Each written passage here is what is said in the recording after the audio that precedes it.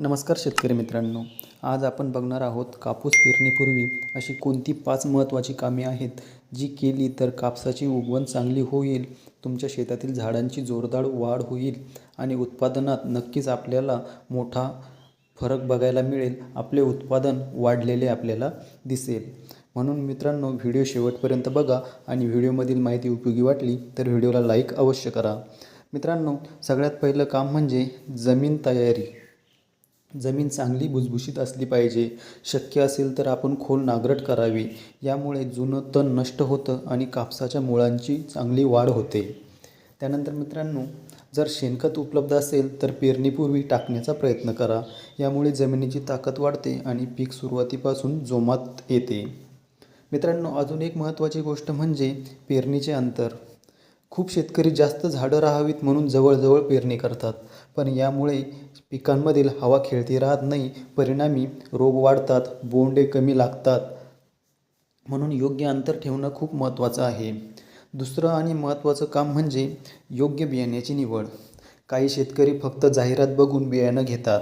कुणीतरी दुकानदाराने सांगितलं म्हणून बियाण्याची खरेदी करतात. पण आपल्या भागाला आणि जमिनीला कोणतं वाण योग्य आहे हे बघणं खूप गरजेचं आहे. त्यासाठी आपण आपल्या आजूबाजूच्या शेतकऱ्यांना कोणत्या वाणापासून चांगले उत्पादन भेटले यानुसार वाणाची निवड करू शकता. आता बरेच शेतकरी विचारतात, 1 एकरासाठी किती बियाणं लागेल? तर मित्रांनो, जमिनीचा प्रकार आणि वाणानुसार प्रमाण बदलतं. पण जास्त बियाणं वापरलं म्हणजे उत्पादन जास्त येईल असं नसते. त्यामुळे योग्य अंतर आपण झाडांमध्ये ठेवलंच पाहिजे. तिसरं आणि खूप महत्त्वाचं काम म्हणजे बीज प्रक्रिया. हे खूप शेतकरी टाळतात आणि नंतर उगवण कमी झाली म्हणून काळजी करतात.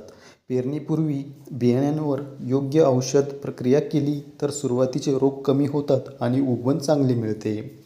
मित्रांनो, पेरणीपूर्वी तण नियंत्रणाकडे पण लक्ष द्यायला पाहिजे. सुरुवातीला तण वाढलं तर खत आणि पाण्याचा जास्त भाग ताण घेतं आणि कापसाची वाढ कमी होते. चौथं काम म्हणजे खताचं योग्य नियोजन.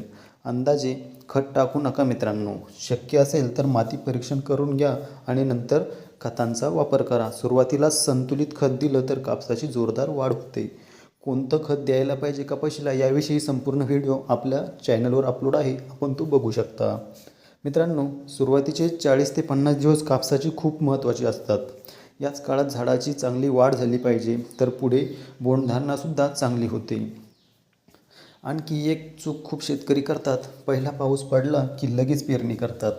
पण जर नंतर पाऊस थांबला तर उगवण धोक्यात येऊ शकते. म्हणून जमिनीत योग्य ओल आली तेव्हाच पेरणी करावी. आणि 5वं आणि महत्त्वाचं काम म्हणजे योग्य वेळेत पेरणी करणे. पुरेसा पाऊस झाला त्यानंतरच पेरणी करा. घाईघाईत पेरणी करू नका. उगवण क्षमता चांगली होईल. आणि मित्रांनो, कोणतंही औषध किंवा खत वापरण्यापूर्वी आपल्या विभागातील कृषी तज्ज्ञांचा सल्ला नक्की घ्या.